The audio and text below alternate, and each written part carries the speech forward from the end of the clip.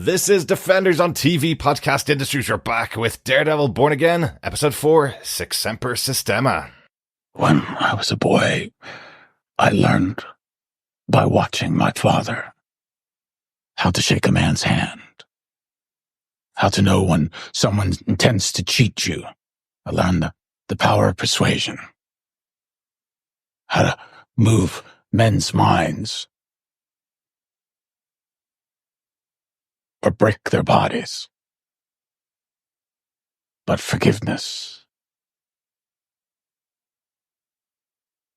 that wasn't a part of who he was. I am trying. I would like for things to be the way they were. I understand that that may not be possible. People change. I'm not the same woman I was when you left. No, you aren't, are you? You are something even more extraordinary.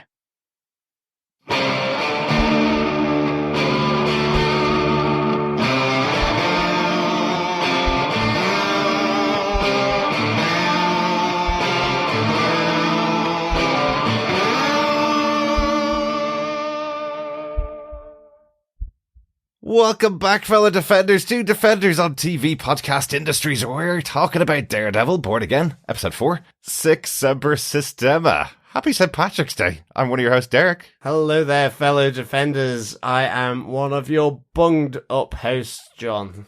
And rounding out the trio, Yay. bringing back O'Neill, Harrison and Jones, the law firm to end all law firms. Literally. It would destroy the law firms, Yeah. definitely. It would, yeah.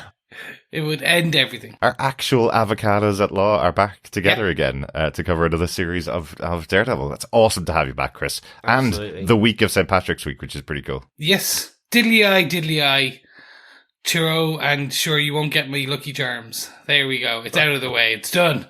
Isn't that an American version of Irish, Chris? We're Irish. We can actually say what St. Patrick's Day is normally like. We sit at home, we watch the parades from all across the country, which Because it's raining. Because it's raining.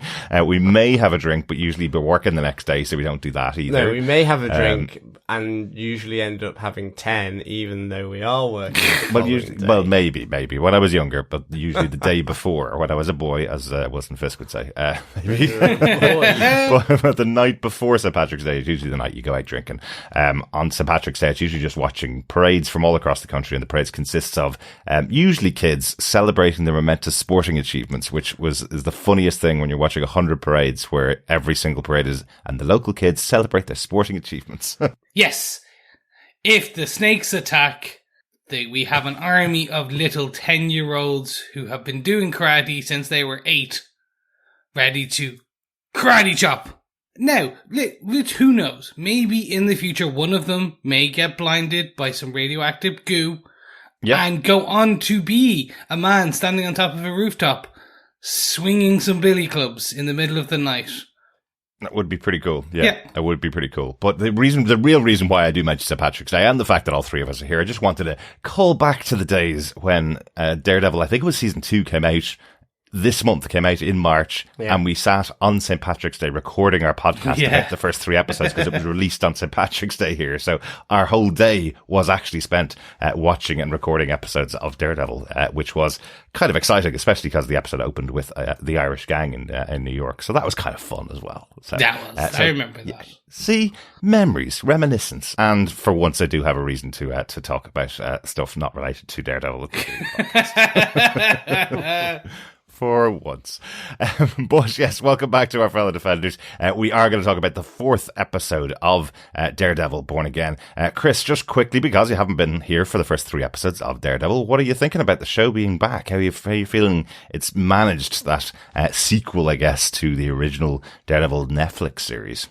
I'm loving it. I suppose it depends on how you see it. Is it an MCU version of the Netflix show, or is it a Netflix-styled MCU series? It's depending on whether you're kind of column A or column B. They're both quite similar, but this is an adult MCU, and I'm loving it. It is violent. It is aggressive. It is. I jokingly said to you off air that it is a Law and Order MCU. Exactly. That's what this feels like. It is just a law procedural law drama with that type of Sopranos / kind of superhero piece thrown in. Yeah, / but Ally it is McBeal. Yeah, well, that's bit I less was comedy. hoping, less dancing babies. But we never know. Maybe Wilson Fisk will strip off and just start dancing. We don't know. That could be in a few episodes. I'm really enjoying it. I Excellent. have so many questions. I think hopefully some of them will be answered by the end of the series in terms of whether this is like which of them kind of got blipped out, which of them didn't get blipped out now that they were part of the blip, and that is part of the series. What that meant. They haven't really addressed that at all, have they? They haven't said any of the characters got blipped out at all. That's not part of the deal. And the show takes place in 2027, I believe. Yes. 2026, 27. So it's definitely after the blip, after that time jump that we had back in the Avengers. So that's interesting. Yeah, it's also one of the interesting things as well covering the show is that's the spoiler policy we usually have is we're watching the episode and everything before that. We can spoil, of course, and don't spoil anything that's coming ahead. We haven't watched ahead, but because all of the episodes were given out as screeners to lots of press sites, there's lots of speculative discussion going on, which is actually just spoiling future episodes that the people who are writing the speculative articles are just spoiling things for people viewing it.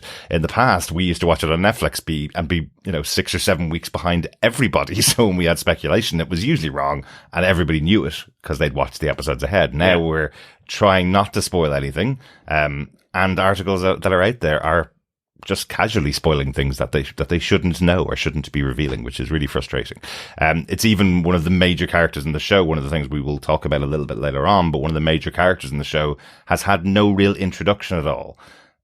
If you've seen the future episodes or if you've read the comic books, you can piece together who that character is, and he is literally being featured in headlines out there in multiple sites. So I want to be really careful that we don't spoil anything or ruin the enjoyment of the show as it builds towards its crescendo at the end of the season. But also there's things that we will need to talk about too. So we're going to be try and be as careful as possible is basically the point, as we always are here in TV Podcast Industries. Damn right. Yeah. Yeah. But what we do want to hear from you, fellow defenders, is your thoughts on the episodes as you watch through them. You can email us to feedback@tvpodcastindustries.com or pop on over to our Facebook group at facebook.com/groups/tvpodcastindustries. If you want to leave your thoughts over there. We're also over on Blue Sky and on Threads as well, if you want to join us over there and share your thoughts with us. But it's time to get into our discussion about episode 4 of Daredevil Born Again, Sic Semper Systema. That's based on a kind of a Semper Fi, I think is probably the one that people know it from. Yeah. But roughly in Latin, this means that thus always to the system, which is Frank's way of telling Matt you can overthrow the system. Nothing has to stay the same, effectively, is what the meaning behind that is. Oh, well, that's what the quick Google search that I did told me anyway. Well, exactly. Yeah, so it's not all, it's stick it to the system, basically. But this episode was directed by Jeffrey Nachmanoff. This is his first episode of Daredevil Born Again, and he also directs episode 4. And this episode was written by David Feige and Jesse Wigutow. I've written here in my notes, David, no connection to Kevin. Feige is a lawyer, legal consultant, and author, and is contributing writer throughout the series of Daredevil. He's contributed to loads of TV shows as well as a legal consultant. So I presume that's why things feel quite like a law procedural, because he's here. He's a writer and an author who's written books on legal procedures as well. So yeah, Excellent. Yeah. That definitely comes into play with old Leroy, so good to discuss that later. Absolutely. And the other writer on the episode, Jesse, is a writer on the upcoming Tron 3 alongside Jack Thorne. Interestingly, Jack Thorne was the co-writer on the excellent miniseries Adolescence, which just came out on Netflix the last couple of weeks and is now a massive global hit. We watched it, I think, in one sitting. 4 episodes of Adolescence. Highly recommend that. But it is quite traumatizing if you're not ready for it. It is a fantastic show. Each episode done in one take, with the cast effectively just going through the entire procedure of one day in each episode. It's fantastic show. Brilliantly written too as well. Really disturbing in terms of what it's covering, but I guess if you have children, don't watch it. Maybe don't watch it. If you don't have children, it's good to watch and go, at least I don't have children that I have to bring up into this world. It's brilliant writing and acting and directing and balance, though. Absolutely. And one of the cool things here, as I say, Jesse Wigutow, who wrote this episode, is writer on Tron 3 along with Jack Thorne. So one of the interesting things about seeing something like that, seeing some other examples of their work, it's making me even more excited to see Tron 3. Having those writers behind the scenes, what are they going to do in a world of like Tron? Yeah. It's kind of interesting. But John, do you want to tell us what they gave us with your synopsis for Daredevil Born Again, Season 1, Episode 4? Sure. Matt Murdock is confronted by Hector Ayala's niece, Angela Del Toro, who believes the police are responsible for his death. Murdock comforts her with hope that the killer will be brought to justice. While Matt works to get a reduced prison sentence for a petty criminal downtown, the Fisks are back in marriage counselling. Wilson Fisk and Vanessa discuss her affair with Adam, while Heather Glenn privately asks Vanessa if she feels safe around Fisk. Fisk's plan to rebuild the city's ports faces several hurdles, including bureaucratic procedures, gang infighting, and his protege Daniel Blake drunkenly leaking details to BB Urich, who reports that Fisk is a union buster. Despite his anger, Fisk decides not to fire Daniel when the latter expresses his deep loyalty. Meanwhile, Matt Murdock investigates the site of Ayala's murder and locates a bullet casing with the Punisher's symbol on it. He tracks down Frank Castle and suggests that he should take responsibility for those who are misusing the Punisher symbol. But Frank Castle calls out Matt for not killing Bullseye as retribution for Foggy Nelson's death. Later that night, across the city of New York, Murdock practices with his Daredevil billy clubs, while Fisk eats dinner next to an imprisoned Adam, and a mass killer drains blood from their victim. Thank you, John. No worries at all. As you can tell, fellow defenders, I'm a little croaky. I'm recovering from a bout of flu that took my throat. Mm-hmm. Took my prized assets. And unfortunately, that is the reason why we haven't been able to record on Wheel of Time as well this week. Oh, blame me. That's fine. Blame me. Well, there's only been the two of us, and I don't think anybody wants to hear my thoughts as the person who hasn't read the Wheel of Time books. The only person who hasn't read the Wheel of Time books. This is good. This is a good show. Yeah. So I wanted at least one of my my co-hosts there for that. So we'll have to just wait a little while longer for Wheel of Time. Won't be too long though. This was a really interesting episode of Daredevil, I thought. There was a good bit going on, and this, again, another builder as we have Kingpin building back towards Kingpin, potentially, and Matt building back towards being Daredevil again. Yeah, it felt like a very much a transitory episode, if we want to think of like the first three being in almost like Act 1 of the kind of setting the scene. This feels like the 1.5 moving into the 2, so you get the tease of Frank fully coming back in. You get the tease of the tribute Punisher-esque kind of fanatics. You see the symbols and stuff. You get this tease of a new killer, masked killer, but then also you finish putting your, as a writing team, they finish putting their kind of chess pieces down. So it's like, we know where Kingpin is now and where his trajectory lies. We know now where Matt is and where his trajectory is going towards. So it is now that kind of like, I feel like they've just set everyone up and went, okay, here it is. This is how everything goes. We all good, right? Now let's move forward and get past. That's how I felt this episode kind of pulled together. Yeah, and none of us have seen episode 5, as we mentioned, of course. I'd be cautious that that's how episode 5 is going to go. I don't think we're going to get a time jump and everything's back in place and Matt's wearing the suit or anything like that. God, next no, week. No. I think we'll probably be similar to the Netflix shows that by the end of the season, yes, we'll have Daredevil versus Kingpin, maybe at the end of the season. That might even be a season 2 thing, though. Never really know. But we get into our case notes for this episode, guys. Let's do it. First up, case note number 1, justice for the people. So following on from the death last week, or the murder last week of White Tiger, a really interesting scene where Matt's down in the coroner's office as they're bagging up all of White Tiger's belongings. I thought that was just to kind of call that out to begin with. Matt's getting information on how Hector Ayala died, how he was murdered effectively, but all of the items that made Hector Ayala the White Tiger, including the amulet that gives him his power, they're all being bagged up. Where are they going? What are they going to be doing with those? I think that was something that just suddenly in my head, because in the comics there are other people that take on the mantle of White Tiger, and Hector has said that that's what gave him his power. That's what made him super powerful. Who's getting the amulet? Where are they going? Are they just going to hand it back over to his wife? Or because it's a super costume, does it go into some kind of storage locker somewhere and whatever replaced S.H.I.E.L.D. in the Marvel Universe? Yeah, I mean, I guess under normal circumstances, it would either be evidence for a trial, or if it was personal items, it would be handed to his next of kin. So I guess it's going to his wife.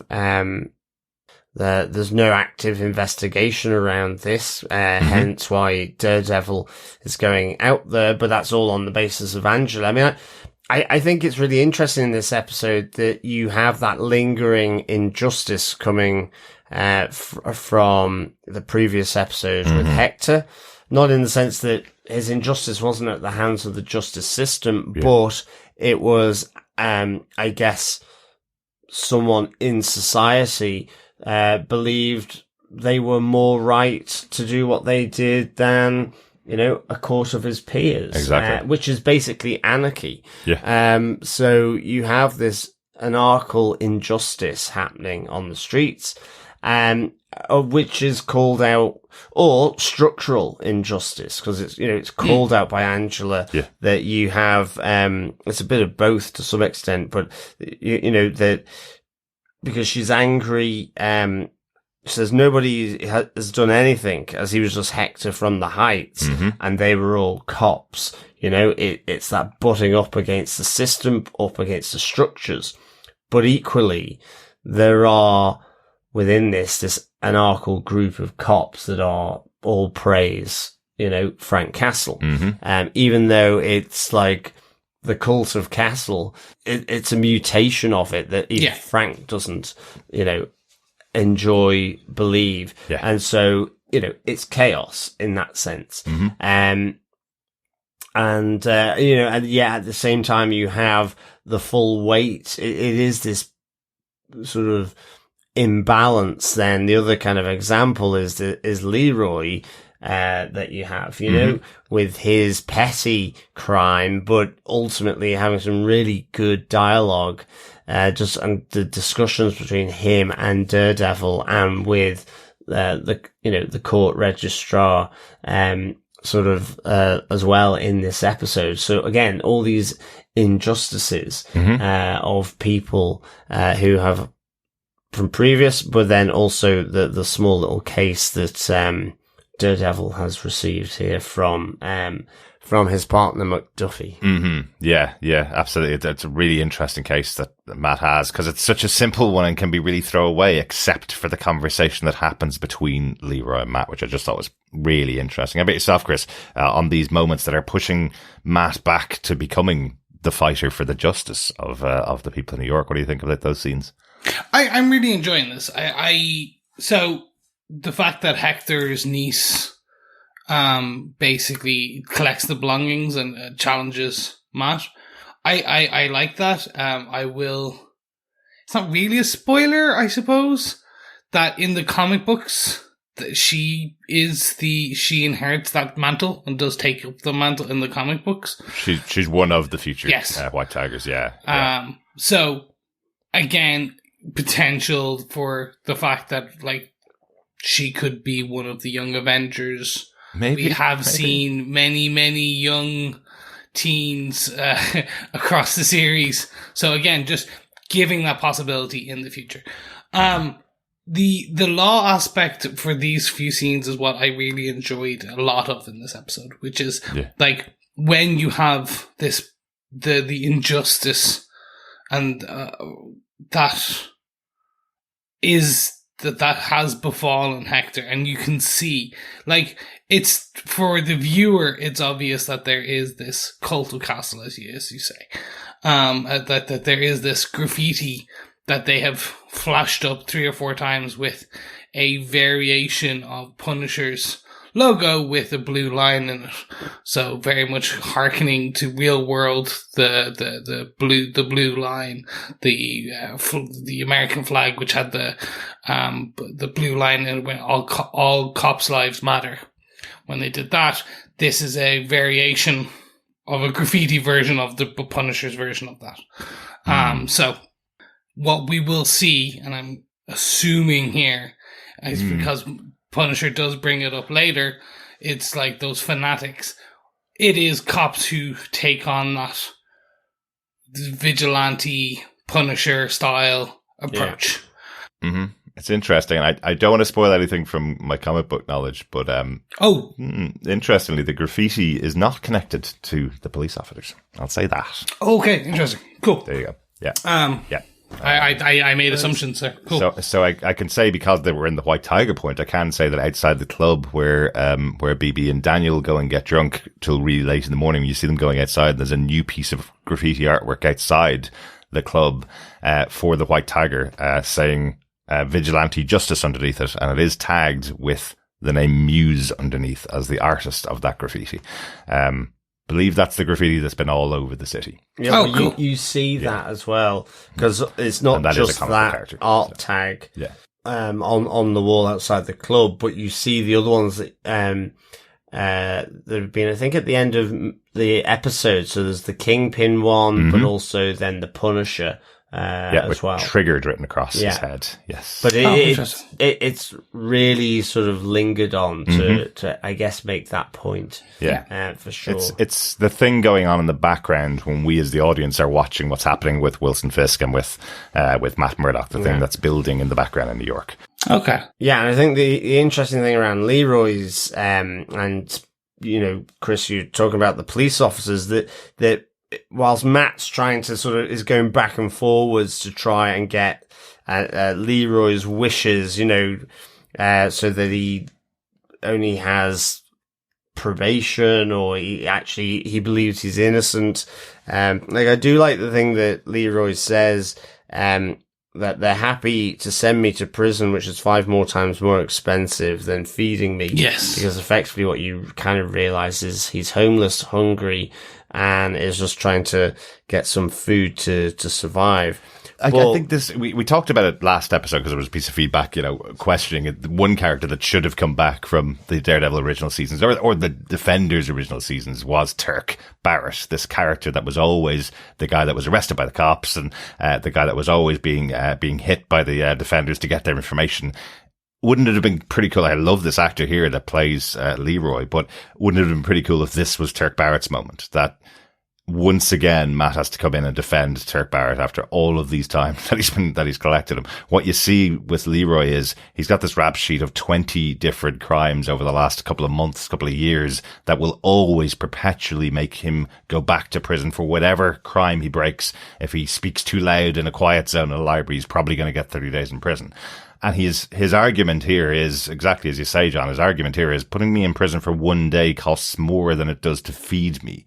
And the only reason I'm committing these crimes is because I need to feed myself. I wanted something special. The food I'm eating is terrible. I wanted a kind of a dessert. So I went in and took a couple of boxes of dessert. And here I am being sent to prison, and the cops that arrested me took 2 boxes of that exact same thing and ate them on the street in front of me. Why aren't they being punished if this is such a terrible crime?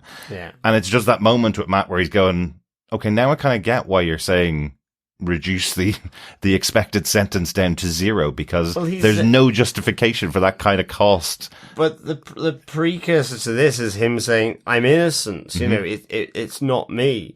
And I do like the fact he says, well, it could have been a Skrull. Absolutely. Our first mention of the Skrulls since Secret Invasion. But, Matt's there going, well, there's CCTV footage. There's the Tillist, the eyewitness. There's the security guard. Plus, here's your rap sheet. And each time he's like, but it's not me. Yeah. I'm innocent. Because it's basically, again, it's the injustice of this situation where in the end, society deems it better to spend more money punishing someone for a minor misdemeanor or petty larceny, rather than maybe to see that everyone in society is fed to some degree. Yeah, absolutely. The really interesting one that Leroy talks about as well is the last time he got 30 days, he missed his meeting Social Security. And when he missed that, then he didn't get his Social Security payments and they couldn't be restored. So therefore, he's now starving on the streets. And people look at it and go, well, you committed the crime.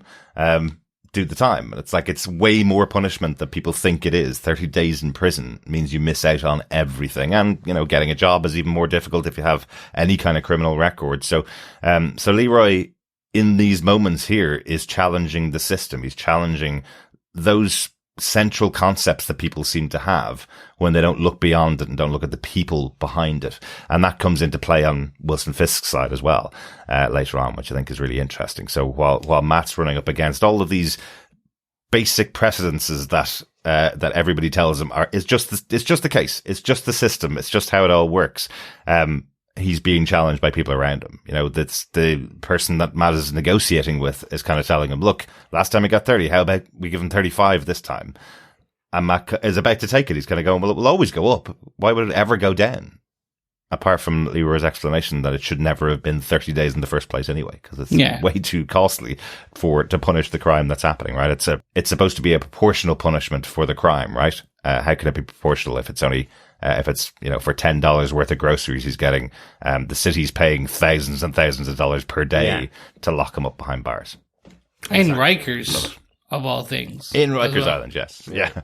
I love this conversation. I know it's only a really tiny portion of the episode, but the actor playing Leroy did a great job here, and the conversation really speaks to this idea of challenging all the systemic precedences that are around you.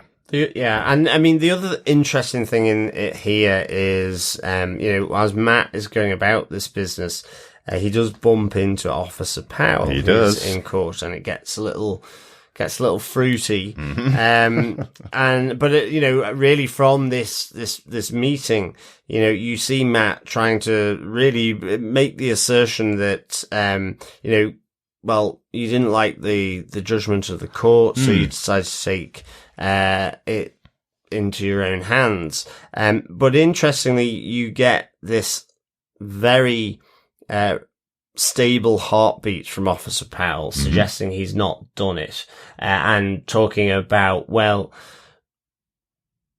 that's not me, because, I've got brothers, uncles are all in the force, and there's a prize coming this. So, it's not something they would be to go out. And, one of the things from the last episode was, is it Frank Castle or is it one of the cops? Yeah. But clearly here, Officer Powell's heartbeat is very well measured and rhythmic here. Yeah. It's not stressed out at all. Exactly. Powell is not responsible for this. He's not one of the cops that's involved in the death of Hector, which is, that's the reveal here.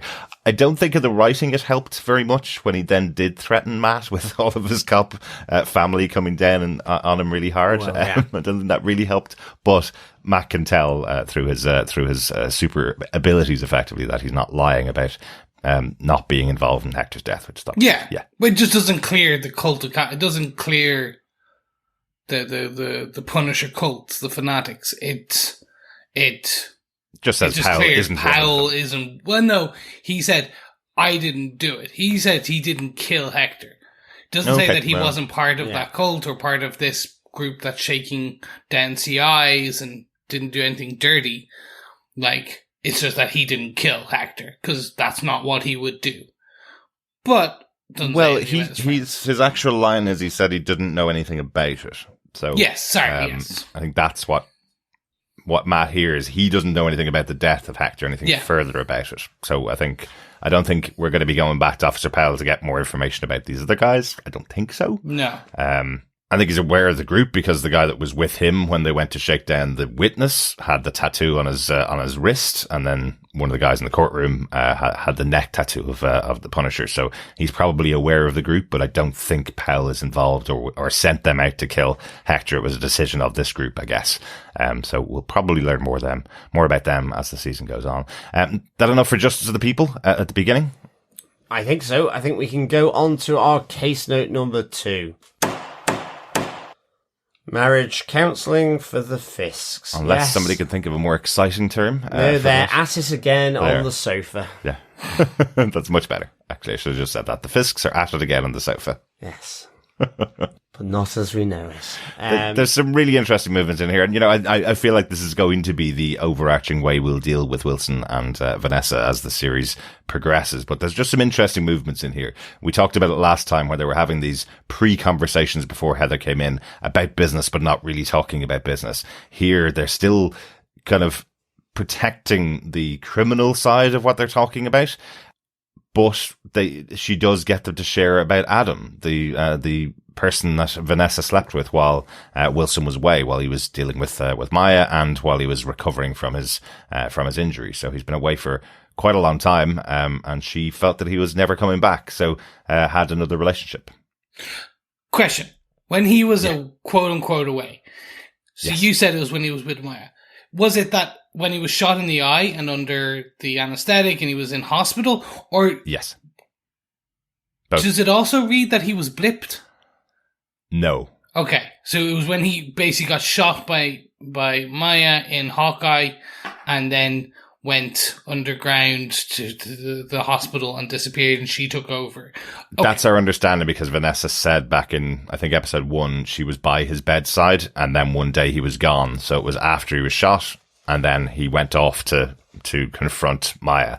So the time that he was away after, when she thought he was supposed to be recovering, he disappeared basically, and then went to how Maya. Far was he? How long was he gone? The story does take place over a couple of months from Hawkeye to the end of Echo.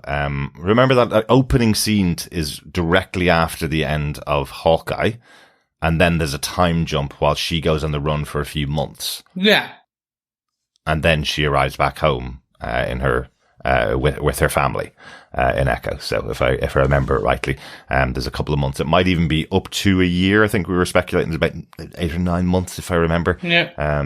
So he's been away quite a long time. But his pushback back to that in the marriage counselling is, me, I was always going to come back. Vanessa's not exactly too sure about it. But the reveal here that we hear from her is this is what happened with her mother, that one day her father just walked out and she never wanted to be treated like her mother. She never wanted to be someone that would just be left behind without her husband. And she took this decision to sleep with Adam and to be with Adam because she felt maybe Wilson Fisk had done exactly the same thing to her as her father did to her mother. Yeah. I mean, I think so. I did like this interaction. I liked how Heather Glenn, as the therapist, pushed it, and I liked seeing the discomfort on Wilson Fisk, because we were speculating why they were showing his sort of bruised knuckles. And as it kind of came to Adam, you realise the discomfort that topic brought to him. Equally, Vanessa's reasoning for it was that Adam wasn't part of Fisk's world. That's what attracted her. She was drawn in by his hands, but effectively it was something very separate to Wilson Fisk, is what she's saying. He was an artist, not part of the business. Exactly. Yeah. So I kind of liked that, because Wilson Fisk is so totally obsessed with Vanessa. You knew that, but she didn't. He knew he would always be with her, or, he's the one that you can suddenly see the skew in the relationship, really, that it's him that's keeping them together, but it just becomes really evident here. I mean, even to the point you have, Heather asking Vanessa whether she feels safe in her marriage. Yeah. And you have Vanessa having to just clarify that with Wilson Fisk later on. And I just really like how it gets a little bit creepier with this relationship, which you kind of feel it should be. Absolutely, and I love the response from Vanessa when asked that question. It's not a simple yes or no answer that Vanessa gives when asked if she feels safe in the relationship. She says, he's not capable of harming me, which I think is really fascinating. And it's like, there's part of it that could mean, well, now I'm the kingpin too, and I have people behind me that will defend me if he ever tries to attack me. And there's the other part of it, which is, I know Wilson Fisk, and he is so obsessed with me that he could never lay a finger on me. He could never possibly harm me. I'm sure of that, at least, that I couldn't possibly be harmed by this guy because of how his whole mind works. And she knows him that well. And that's really interesting from Vanessa. That's just that little twist to it. We will come back to Adam at the end of the episode, of course, but I do think it was interesting when Wilson was saying, no, I didn't actually harm him at all. I did confront him with just words, with clarifying dialogue, no expression of ill intent, just an expression of love for you, Vanessa. And then we find out, obviously, later on, that's not exactly what happened. So, yeah, very, very, very cool, kind of play back and forth between these two characters. I'm so glad to have Vanessa and Wilson both back in the show for this season, kind of exploring their relationship in a different way rather than him just being obsessed with the perfect woman for him. We get a lot more from her in this season as well. It's cool to see. Exactly. Yeah. Shall we get on to our third case news? Oh yes, the return of someone else this episode.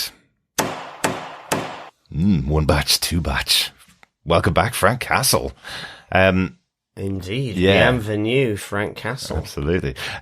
Really cool here, just to get the kind of setup of it. Since no one's investigating the murder of Hector, Matt goes down to find the bullet casing that's missing from the scene of the crime. I loved that earlier on with the coroner where he's going, this guy had a bullet in the head. Where's the bullet? The coroner goes, well, if it didn't come down the bag, not my problem. Somebody else's problem. Which is why Matt knows the police are kind of covering it up effectively. But he goes back down. He's using all of his senses basically to find where the bullet would have fallen from the shot, and finds it in a drain, and then notices that there's a little insignia on there, which is the Punisher's insignia. So he goes off to a find modified version of it. Yeah. Because it's not. We know our Frank's version of his kind of Punisher logo, so this just looks like a different version.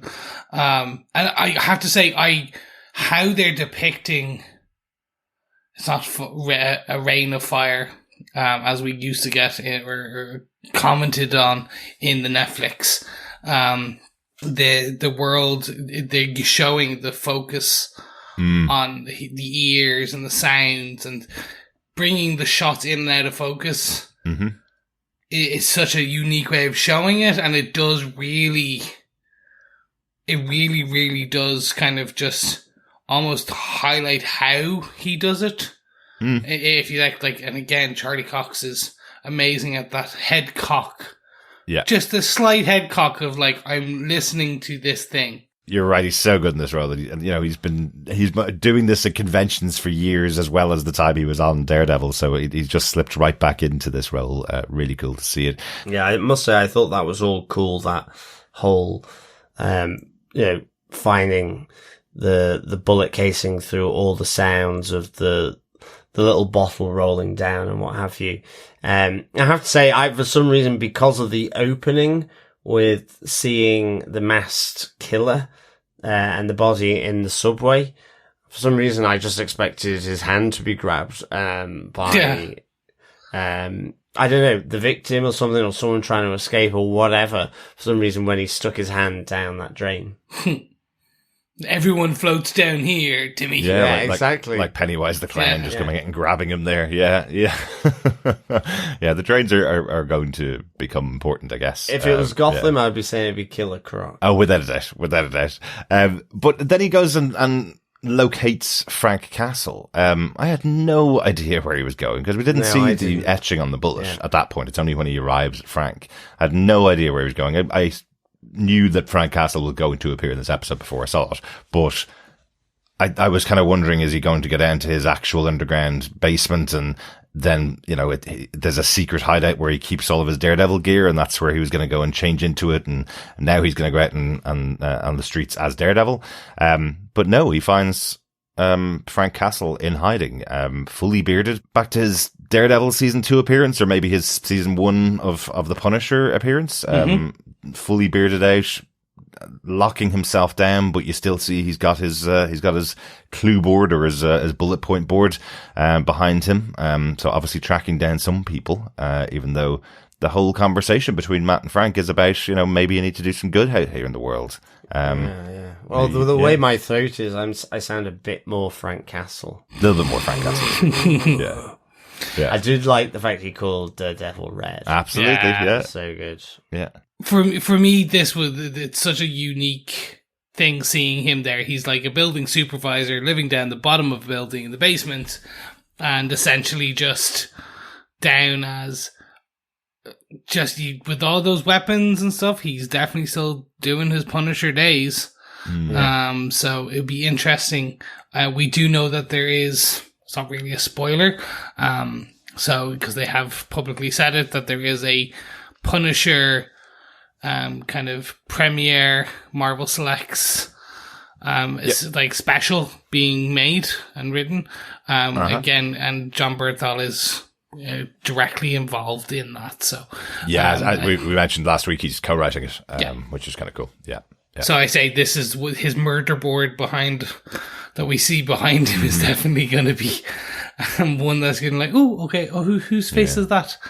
And I think the showrunner for Daredevil itself, Darius Gardepane, previously worked on the Punisher series as well. So that's why he's, I guess, handling the character so well in this episode. You know, it does really feel like those moments that we saw before with Matt versus Frank back in season 2 of Daredevil. That was one of the central premises of that season, was why is Matt's way better than Frank Castle's way? And here we have a little bit of challenge that again. And we have Frank wondering why Matt didn't use his abilities to go directly after Bullseye. Why did he put him into the system? And I love it. I love that twisting of the knife still there between the two of them.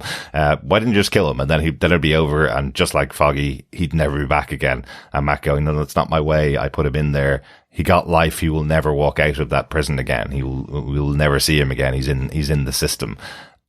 And still the aggression is there behind the words from Frank, you know, and the words from Matt. It's really good. I love this. Yeah. He got life, but what about Foggy? Yeah. What did Foggy get? And you're it's like, superb. Even just him repeating, say his name. Yeah. Yes. Matt isn't. I just thought, you know, I loved how Frank pushes Matt Murdock here. A bit like Leroy at the start. And I think that's the thing.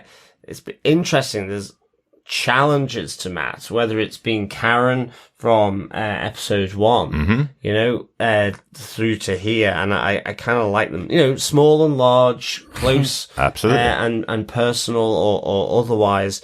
You know, obviously the big one being Wilson Fisk, but here I like that Frank pushes Matt, you know, to confront him about his past. And again, as you say, about the rights or wrongs or otherwise of doing it one way or the other. And yeah, I loved how he just, he knows that, you know, there's an ulterior motive to some extent. What does he say? He says, like, you're here to get permission. Exactly. To use my methods. Yeah, basically. Yeah. So interesting. So Matt is there. He shows him the bullet with the Punisher logo on it, effectively, and he's telling him people are using your name in vain. Frank, it's time for you to come out of the shadows and start punish them. He's kind of giving him a new mission, I think, almost. While Frank doesn't necessarily take up that mission that Matt's giving him here, I think he will. I think he will in the future. I think that's going to be his new push. I did find the emotional side of the conversation really good as well, where Frank is telling Matt, that he's hearing Foggy every day, isn't he? That he's there all the time and Foggy's pushing him all the time, just like his son is. That his son, every time he punishes one of the types of people or the people behind the death of his family, that his son is right there going, get them, Dad. He's here behind him all the time. That's the thing that drives Frank, is that he hears the voices of his family behind him telling him what he's doing is the right thing to do. And Foggy's going to be that for Matt now, is what his, I guess, prediction is for Matt if he does put back on the suit. Yeah, that, for me, that get him, Dad. I hear that voice. I hear his voice. That consistent push. Like, that is why John Bernthal is an amazing Punisher. And just really encapsulate just that raw emotion, the energy. From what we saw in Daredevil Season 2, from what we saw in the Punisher Season 1, that just broken man. And that now is transferring over to Matt. Like, we see this man broken by the death of his friend. The inclusion of Karen and Foggy in the beginning, and then Karen coming slightly back later, just really sells of how different his life is now a year later. And that Matt is different. He is born again. He's trying different. So it is so... It's fun to see. Excuse me. That's, again, sounds terrible. But it is, as a viewer, as a consumer of this media, it's great to see Matt struggle with this, to see the very much the epitome of him trying not to be Daredevil again. And exactly. Just go down that violent route, that Punisher route. And that's it. Like, that is central to the series, right? We mentioned earlier on that, you know, this show, it feels like the entire series is supposed to get us to a point where Matt feels he's right, picking up the mask, picking up the billy clubs, and getting back into the suit to go out and be Daredevil again. So, so that felt like the purpose of the series. It is a 9-episode season rather than the original 6 episodes. So they're expanding that out. They're adding more to it. And we know the initial first 2 episodes had a lot more in it than the original series was. So, what we can see here now in the 4th episode, almost halfway through the series, okay, those numbers are slightly out, but but roughly about halfway through the series, what we see is all of the things that are pushing Matt to go, there is no choice here but for me to put back on the suit, start being a defender of the people again, in the other way, the way I used to do that, along with being a defender of the people in the courtroom, now a defender at night as Daredevil, and having that extra push from Frank going, none of your candy ass hero shit, get out there, put on the mask and protect people like you think I should be doing. Yeah, love it. And, you know, John Bernthal, what can you say? He's fantastic. Oh, so good. Yeah, he's brilliant. Yeah. Let's get on to our case note number 4. Because something's happening with Wilson Fisk as well. So yeah, as we mentioned, all the things that are pushing Matt to put the Daredevil costume back on. Similar things are happening to newly mayoral Fisk, where he's thinking, I just want to get in here. Everybody knows this area is crap that I'm in. I'm going to rejuvenate the whole area. And Sheila turns around to him and goes, you can't just speak it into existence. There are things that need to happen. You know, you need to make plans for it. You need to tell people that you're making those plans. You need to have those plans verified. And first, you need to make sure that the things that you want to do are even possible at all. And, oh no, there's still a step before that, which I love, because Fisk is trying to tell her, stop telling me the problems, tell me solutions, which I always love from directors and managers in big companies. But you have to also think about the problems, Wilson Fisk. It's like, no, get me right back to the first step. She just talks over him until she gets back to the first step and goes, right, it needs to be on the public advocate's document. He has to present it to the city. And if you get that step over, then we'll deal with all the rest of it. And you could just see Fisk is going, oh, she's really telling me all the red tape here. Which is a really interesting moment with Fisk. Again, it feels like he's going to start busting heads at some point, but knows he can't. He knows he can't. But when? So this is the interesting part. How long does the new Fisk last? You can see the twitch, the twinge of anger and like with all of the pieces coming. And we can see that the Kingpin's empire is crumbling in the background, with the other families are starting to bicker and squabble. But I'm so interested to see when he does let loose, because that is the Fisk that we saw over 3 seasons that grew at that menace. And I'll say, like, we saw a white rabbit in a snowstorm. The painting. We did see it in this episode. A little bit of blood on it. Yeah, like straight from season 3. And again, that just reignited for me just this, he hasn't changed. He is that Fisk. And it's going to, we are going to get that man who will take everything. And we saw part of that with the police commissioner. Well, Sheila saw it in this episode with Daniel. Yes. Like, even though he kind of gave him the reprieve, he said, but if you do this again, it'll be the last thing you ever do. And I loved how the camera just kind of focused on Sheila, who, in fairness to Sheila, you know, she said, well, you're my staff. I take responsibility as well for this leak, as, you know, the leak on the Red Hook sort of updates and redevelopment and so on. And it just lingered on her, and she was looking at him. She realized that maybe his criminal past isn't all behind him. And I thought that was really good. But equally, when she was going through the minutiae of public office, I was like, I was going to kill her now. Absolutely. At the docks. But I suppose the point is, and Wilson Fisk is smarter than any of us watching the show.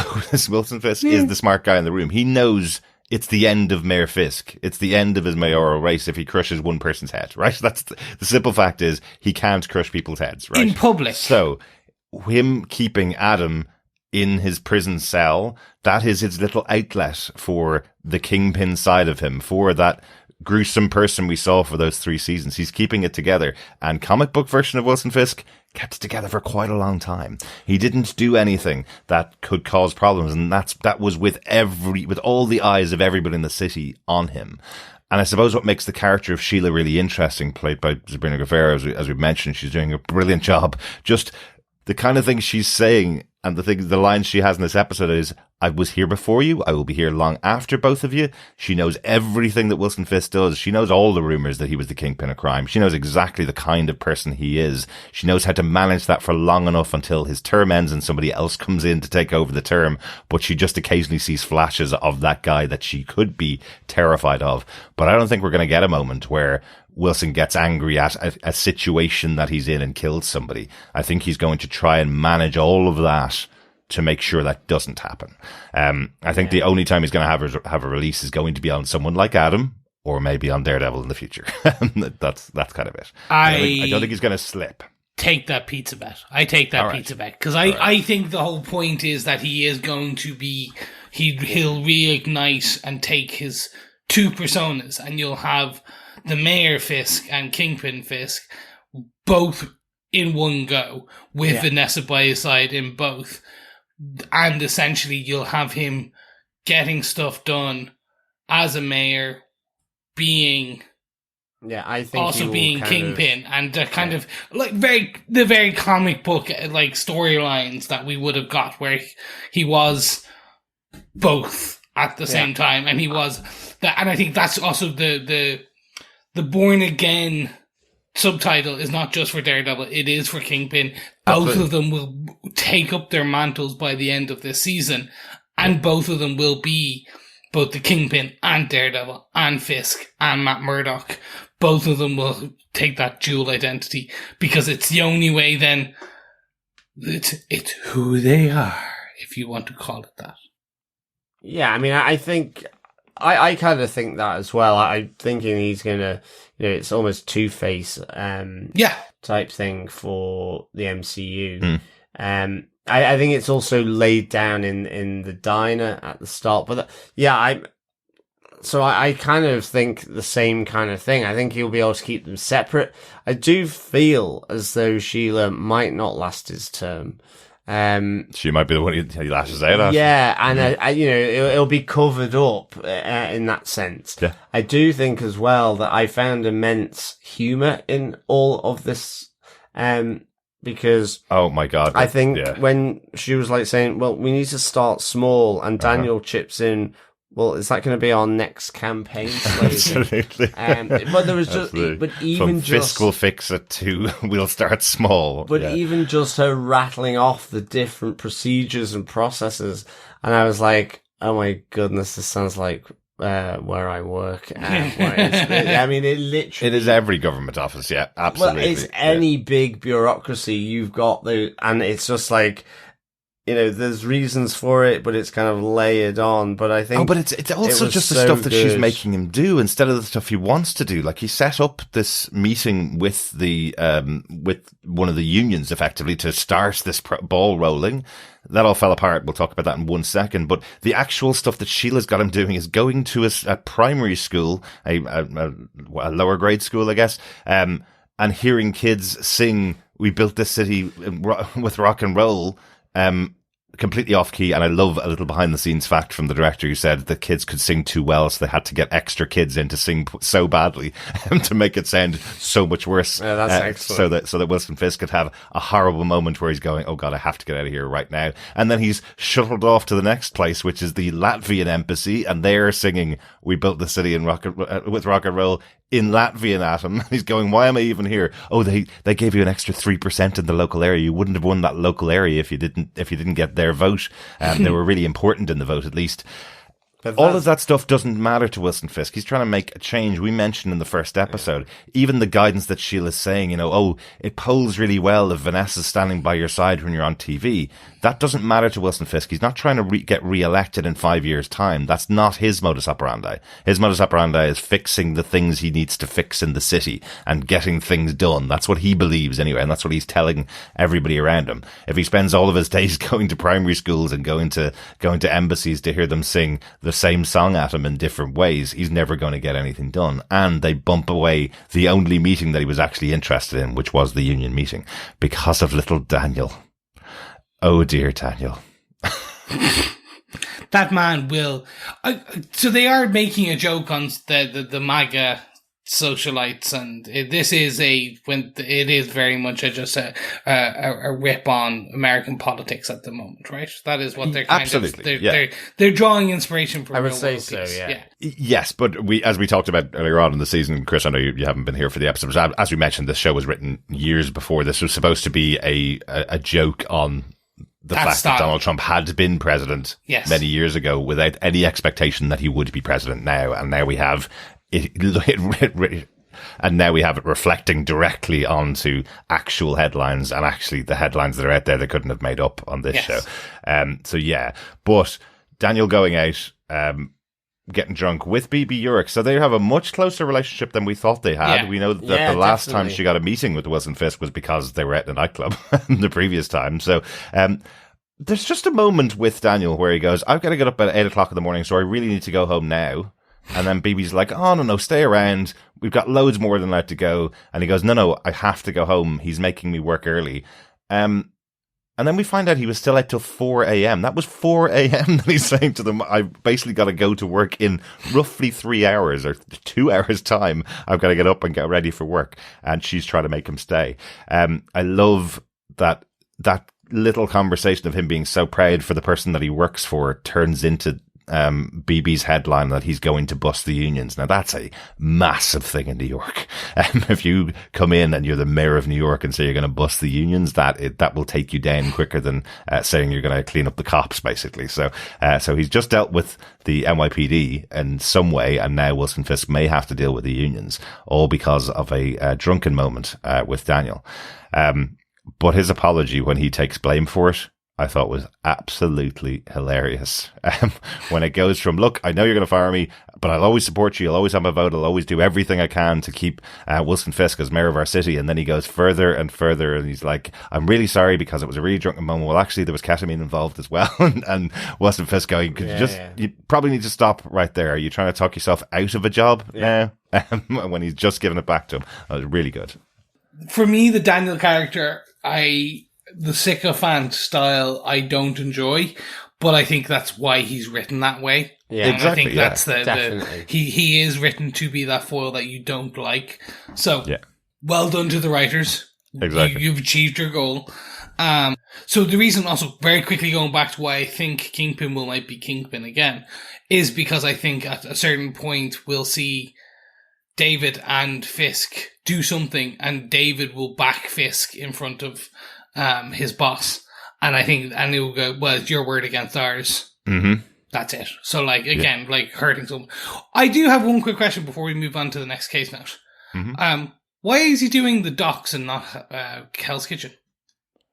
Oh, that's his home. He's not going to just rejuvenate and restructure his entire home. I thought he would have kind of like I'm the mayor from Hell's Kitchen fixes Hell's Kitchen kind of thing. Hell's Kitchen is always supposed to have been the dodgy little place, and just I find it interesting. Anyway, it was just I was like, I guess the Javits Center did it. in the real world, it did. I suppose it's that choice of gentrification versus rejuvenation. He's saying in an area that he hates, and everybody in the city saying that's where all the murders happen, that he's going to rejuvenate it. If he went into his area that he grew up in and said, I'm going to gentrify it, or if I'm going to rejuvenate it, it would be seen as a gentrification. It would be seen as getting rid of the people who live there and replacing them with rich socialites in New York. He's not going to do that to his local area. So he probably sees this place as a really bad area of New York. He says everybody does. And I suppose what Sheila's saying is, no, you need to do the surveys to make sure everybody's okay with the plan that you have to destroy their local area. You know, that's where the red tape all comes in, right? Yeah. So moving on to the final kind of case note. Yeah, our final case note 5, is reverting to type. We've mentioned throughout this episode all the things that are pushing Matt to take back up the mantle of Daredevil, and potentially pushing Wilson Fisk to crush someone's head and become the Kingpin again. This is what this final scene seems to be about, this final outro, I guess, of the episode, reverting to type. We have Matt having a night in with Heather, unexpectedly. There's an interesting point that she makes where she says she never worries about him unless she's in his apartment, that if she's there, she's terrified that he's going to have died in a multitude of ways, or gotten kidnapped on the way home, or anything like that. But after they have sex, he goes up to his own little hideout, where we see all of the Daredevil masks are preserved, all there, including the one from She-Hulk. And a grey one. Uh-huh, yeah. Basically the armoured grey one that he had for a while in the comic books. Very cool look. Very cool, very cool.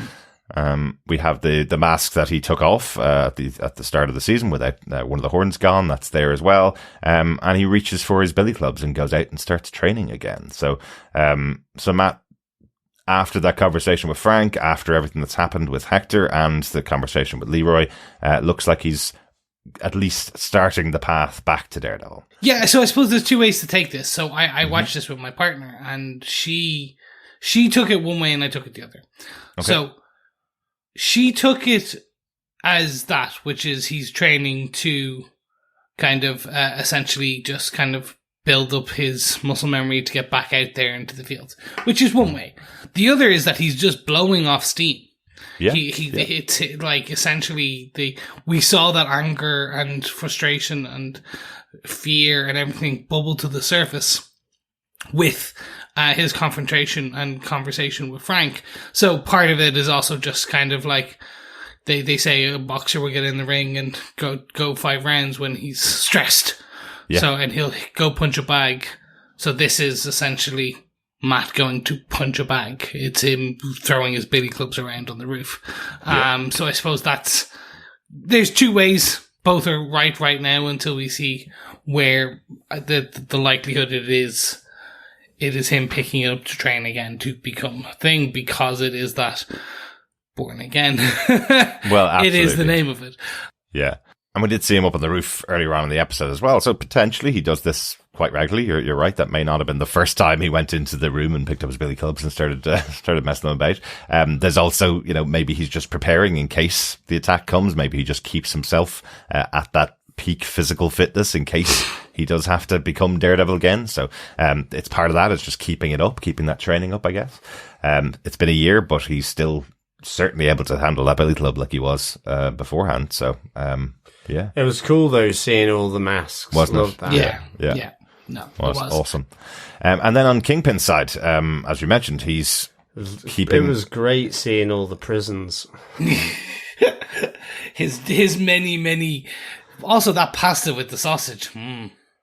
That actually did look good food. It did look nice. It's certainly better than his white omelette. Yes. Yeah, without a doubt, he is not taking on board his diet when he's down in the prison room with Adam here. But it's interesting that is basically his sanctuary. This is where he is keeping that Kingpin side of himself, almost, is what it looks like anyway. This is where, as you mentioned earlier on, Chris, the painting that was such a major feature of the first 3 seasons of Daredevil, he keeps that down here on the wall, the rabbit in the snowstorm, now with added blood. And he's also keeping Adam trapped in a cage for what he did. So despite all the things he's been saying to Vanessa and at his marriage counselling, we absolutely know underneath it all, Kingpin's still there. And he's, I don't know why he's keeping Adam alive. I guess he's going to eventually mete out his punishment, and he's enjoying sitting there listening to his screams while he's having his high carb diet, I guess. I guess so. Yeah. But it was, I liked the juxtaposition between both Matt and Wilson here. Mm-hmm. I thought it was really good. Just, as you say, just reversing to type, this, I mean, whether they've even reverted away from type, they've kept it hidden or kept it under control. But in a sense, I guess it's saying there's an innateness to what they do and why they do it. And it's starting to come back. Exactly. In comic book version of Daredevil, the version of Matt Murdock that the world sees is the lawyer that defends people by day, and then the part that he has hidden is Daredevil by night. The two of them coexisting all the time. There's been a much more of a battle between those two sides of Matt Murdock in the Defenders TV shows and in Daredevil, the TV show itself. And here, the only side that people see of Matt is Matt Murdock, the lawyer. And it looks like, Daredevil's coming back from the shadows. And in the same way, Kingpin is keeping his, that side of him, in the shadows. But there is a third in the shadows here as well. There is a third one. There's something else that's been going on, in the background. We kind of mentioned it a little bit earlier on, but, just before the opening credits of the show, we saw a masked character taking somebody into the underground, and at the end of the episode, with what's going on with Matt and what's going on with Wilson, we see this same masked character, this masked killer, taking blood from, or draining blood from his victim. It's the other big bad, I guess, for the season. It's the other villainous character from the season. And it's the question is, who's going to be dealing with him, really? Is it going to be Daredevil? Is it going to be Kingpin? We don't have much more to go on in what's been shown on screen in the episodes, other than this is happening, I guess, under the watch of Wilson Fisk as the new mayor of the city. And also, I guess, the vigilante group who killed Hector Ayala, a good man who was defending the city. But here we have a killer underneath the ground, who's not being caught by anybody. Yeah, and look, I think we'll call it out very quickly, and I think Derek, you said it well already. Be careful out there, fellow defenders. The internet is rife with spoilers on who this is, what they are, what they've done, what they're based on. It's all there. So just be careful when you're kind of looking around on your socials, because, you'll find out more next week or the week after. And it's a really interesting character. It is. Can't wait to see the character in live I'm just glad they kind of introduced him. There's been hints here from previous episodes. I'm guessing, for me, the disturbed kid, or the teenager or young adult, sort of in the queue with Heather Glenn. May not be, but as you say, the camera doth linger too long on said character. Yeah, I really can't wait for this character to be properly introduced. It's nice to have these little nods and little ideas that something's going on in the background that we're not aware of and nobody's focused on. I hope they focus on it next episode, actually. I think I'm really excited to see. Yeah. I think they've laid up enough clues and pieces, and just the closing here. That's it. They will give us something next episode. I hope. Any notes about the episode before we close out our discussion about Daredevil Born Again, Season 1, Episode 4? No, I put most of mine into the main discussion. None from me. Excellent. Chris, do you defend this episode of Daredevil Born Again? Yes. This is, as I said, Law and Order MCU. And this feels like the transition to just before Act 2. I think that's the way it feels like. They're setting up everything. And I think Act 2 will show, and beyond will show us the steps closer to Fisk, or being Kingpin again. The steps closer of Matt getting and becoming Daredevil and putting on the suit again. And I just can't wait for that. I hope it is, even if it is that last episode, that's going to be the one where I'm going to love, because the brief taster we got of the old Daredevil in episode 1 was absolutely fantastic. Absolutely. John, do you defend episode 4 of season 1 of Daredevil Born Again? I do defend this episode, give it 4 fiddle faddles out of 5. I really enjoyed this. Loved that Frank Castle was back. Like, kind of at least some acknowledgement that there is another big bad in here. And just, I guess, seeing what he was doing. I liked the whole Leroy Bradford. I just liked how it was paced, this really.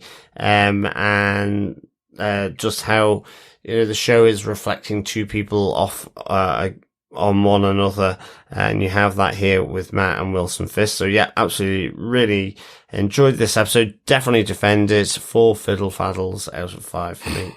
Yeah, fantastic. Derek, what about yourself? Yeah, really defend this episode. I thought it was really, really good and so interesting. Again, it's what they're doing with the character moments to push our major characters to return to their old ways, I guess, to revert to type, I think is being excellently handled on the show. The return of Frank Castle, another favorite character for the show, really interesting. And yeah, how the episode ends, setting up a mystery of who the killer underground is a great continuation point. I cannot wait for next week's episode. Another 3 defends there for us, and I think it's time to get down to the pub for Josie's pub quiz for the week. Anybody fancy a drink? Let's do it. Yes, let's do it. A soothing lemon and ginger with honey tea. There you go, John. In my throat. Not long before we get there for you. Yes, fellow quizzers, fellow defenders, we are on to question 4 of Josie's pub quiz for this season of Daredevil Born Again. So here we go. What is the name of the band who originally performed the song covered by the Choral School Kids and the Latvians? Excellent. We built this city. That wasn't worse than the choral. It was so funny, that whole segment. Congratulations, the city never sleeps. John, do you want to get the question one more time? Yeah.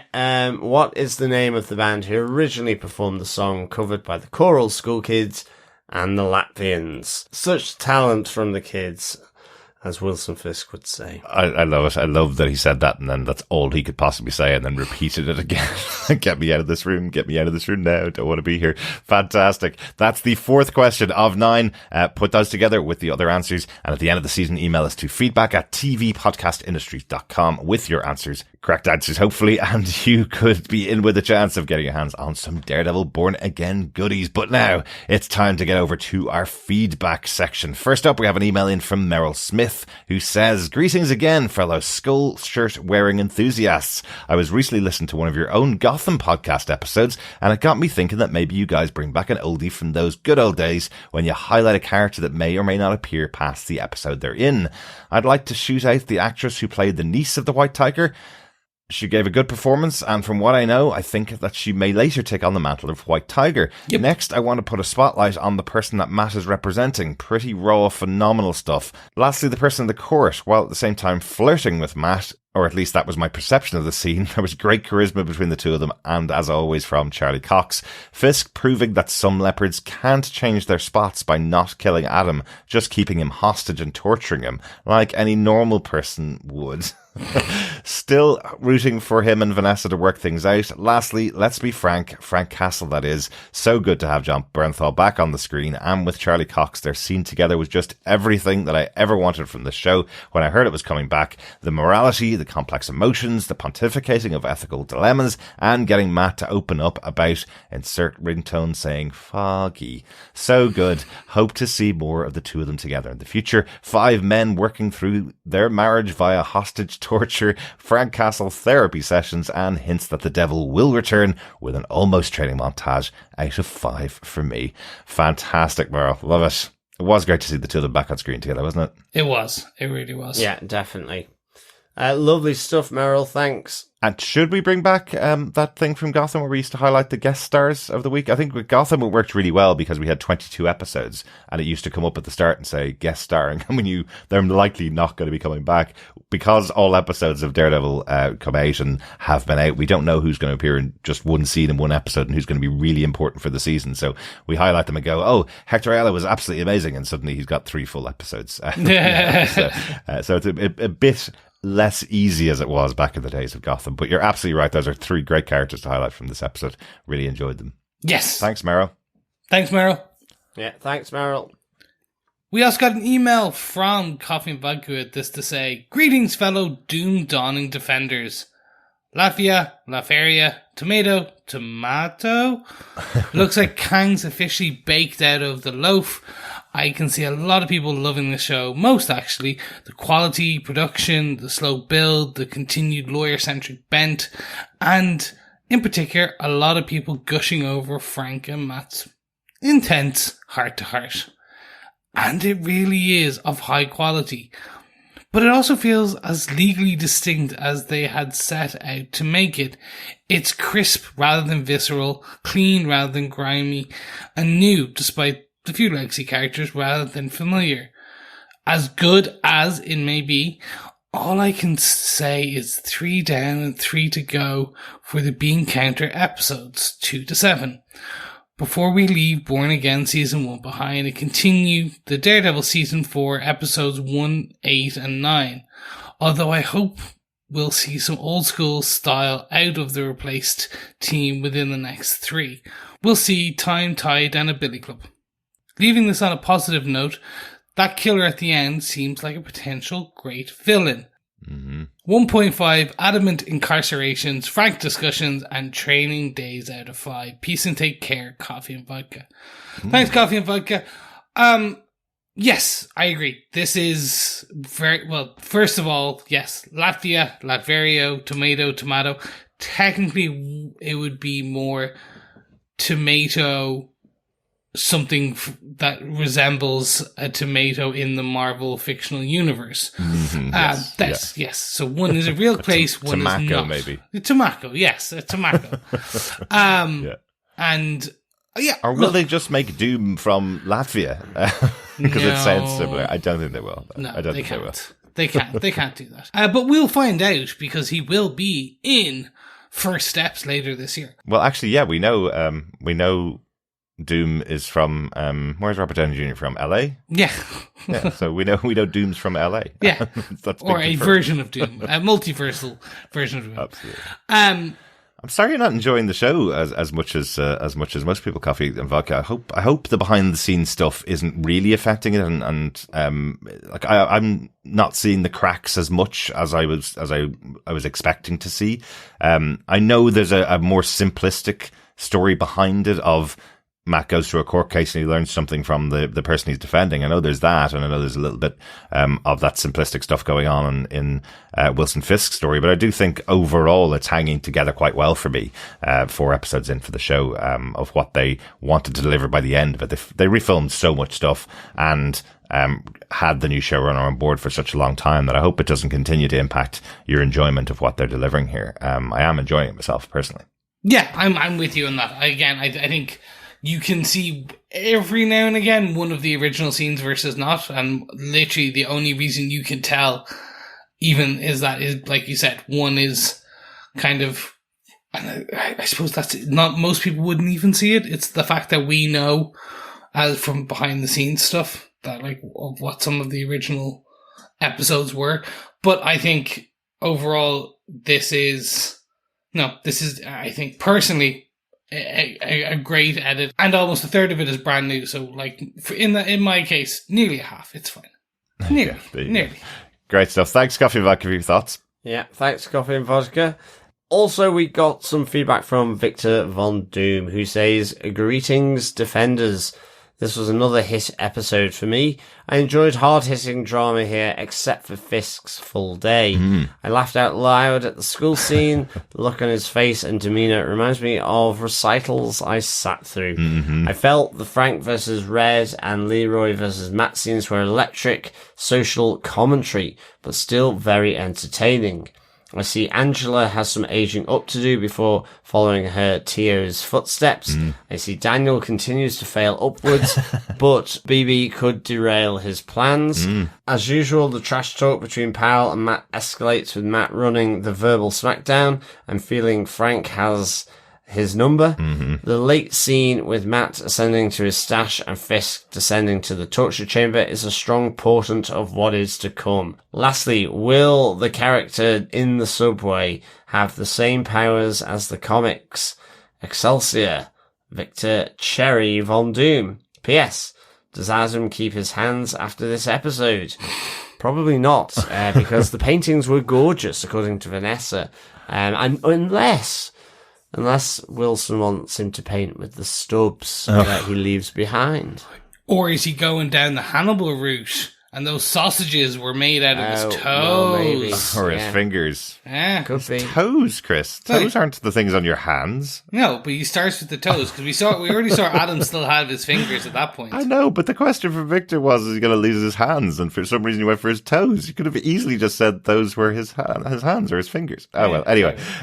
I love the idea that the only reason that Wilson Fisk is going to marriage counselling with his wife is to find out what part of their lover's body is the thing that was attractive enough, and he's going to take his hands because she's now said that's the reason why I went for him. I love that idea. But no, I don't see Adam getting outside of that basement anyway. Again, we were talking last week about whether he would survive the episodes. I'm surprised he's alive right now. But yeah, I think he will be taken out at some point in the future. Let's see. Yeah. Or at least his hands. Great stuff. Thanks so much, Victor. Over to Facebook. First up, we have some feedback on episode 4 from Dr. Bob Phillips, who says, even though this episode knocks off my bar-based titles theory, which would have worked at 2 levels when we consider the English justice system, I still enjoyed it. The redemption arc for the serial killer starts here. There's the synchronized answering in therapy when an agreed, maybe, falsehood occurs. There's the complete infatuation of Matthew with the man who happens to be mayor, and while there's not a worn suit or the inside of a church, Red is back in training. But the biggest moral question raised has to be, is it okay to ogle the backside of a blind person as they walk away from a plea bargaining encounter? Well, if it is Charlie Cox, I guess he doesn't mind too much, does he? Dr. Bob's, the answer is yes. Yes, it is. Yes, it is. Like, come on, we just saw it live on TV. Well, not live, but we saw it on TV. Oogle. And we know Matt Murdock knows that she's ogling him, so he did that on purpose. He bought the suit to perfectly accentuate his assets. Yes, exactly. As they say. Exactly. There you go. Thanks, Dr. Bob. Yeah, thanks, Dr. Bob. We have some feedback from Joe Herbert, who said, having not watched the Netflix series, I assume those who have got more out of the scene with Frank than I did. Yes, Joe, they did. But if you have time, go back and watch some of the Netflix ones. I think you'll enjoy it. Mm-hmm. Joe went on to say, Fisk having Adam in a cage was too obvious to be interesting. Watching him be a mayor is an exciting TV so far. Sorry about that, Joe. I think, look, as you kind of heard in this episode, I'm pretty sure he'll be back to his king-pinning ways. By the end of the series, but at least hopefully just before. So give it time. Yeah, it must be really interesting to watch the show, having not watched any of the Netflix shows, because as we used to talk about at the time, the Netflix shows were 13 episodes, and you'd have regular episodes which would just be people sitting talking. Yep. And the excitement you find and the interest you find is in a drama of people's interactions with each other. And while this Disney Plus show isn't as long as the Netflix shows, it's certainly a lot longer than any of the dramatic Marvel shows have been on Disney Plus. You know, it's got 9 episodes, 9 full, almost hour-long episodes versus the usual 6 hour-long episodes. So it's interesting seeing it through the perspective of someone that hasn't seen the Netflix shows, coming in, not having that vision of the Marvel shows, and coming in and seeing what it's like on Disney Plus. So keep watching, Joe. Hopefully you enjoy the rest of the series. Well, thanks so much for your thoughts, Joe. Thanks, Joe. Yeah, thanks so much, Joe. I hope it gets more exciting as the episodes pass by. Finally, on Facebook, we have John Daniel, who says, I might be too late here to make the recording, but you're not, John. You'll be glad to hear. But the young actress in the first scenes at the morgue is an absolute heavy hitter. She is so good when she summarises what happened to her uncle. Brilliant. Absolutely. It was a really good little moment for old Angela Del Toro. Summarising it quite nicely. I suspect she could almost be a lawyer. Well, maybe, or she has a justification for becoming a white tiger in the future, potentially. Well, certainly the justification, yeah. Becoming white tiger to fight the injustice, for sure. That's 2 of our wonderful defenders who've mentioned the actress. It's Camila Rodriguez, who plays Angela Del Toro. We should definitely shout her out. And Charlie Hudson III, who plays Leroy in the episode as well. Another great presence. So yeah, there's been some great actors coming on board for this season as character actors in the show, aren't there? Yeah, no, 100%. Rumor is that they are moving swiftly towards Young Avengers, be it and some form on Disney Plus, just to bring in Patriot, Miss Marvel, Kate Bishop, all those, just bringing Wiccan, all those. So supposedly it's coming along, but it is far, far in the future. But now they have White Tiger ready to go. Hopefully, yeah, it'd be cool to see Angela take on the mantle of White Tiger, and she has justification for it, you know. Yep. Especially if she sees that Daredevil, the vigilante, takes out the killer of her uncle, then there's justification to become a vigilante yourself. That'd be kind of cool.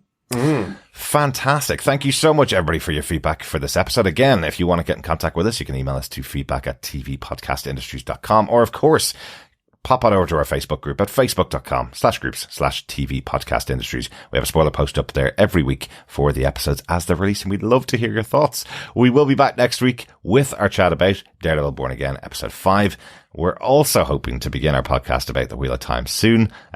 As we mentioned, availability permitting. Yes. And hopefully John's voice will get better, or Chris will be able to free himself up a little bit more, and we may be able to start the Wheel of Time soon. It's been great, though, and really enjoying the first 4 episodes of the show. Yeah, no, definitely. I strongly suggest that if you haven't watched and you're just waiting, go ahead and get your feedback into feedback@tvpodcastindustries.com and let us know your thoughts on the Wheel of Time and obviously Daredevil Season 1, Episode 5 next week.